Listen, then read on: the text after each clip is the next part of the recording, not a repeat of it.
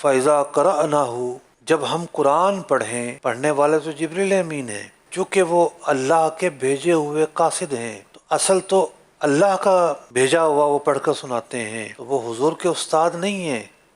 اس لیے اللہ نے فرمایا فَإِذَا قَرَأْنَاهُ، جب ہم قرآن پڑھیں تو جو پڑھا گیا ہے آپ اس کی اتباع کیجئے۔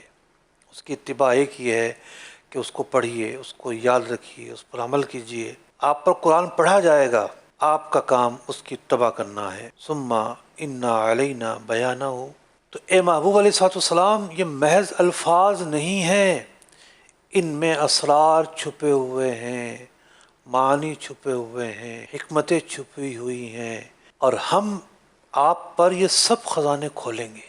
تو جبریل امین تو الفاظ لے کر آئے ہیں، وہی لے کر آنا ان کا کام ہے، لیکن وہ جو اسرار ہیں، وہ جو خزانے ہیں، وہ جو معانی ہیں، وہ جو معرفت ہے اس کے ذریعے، وہ جو شرح صدر ہے اس کے بعد، اب وہ بغیر کسی واسطے کے ہے۔ اب حضور صلی اللہ علیہ وسلم اس کے معنی بھی بیان کرتے ہیں، اس کے مفاہیم بھی بیان کرتے ہیں۔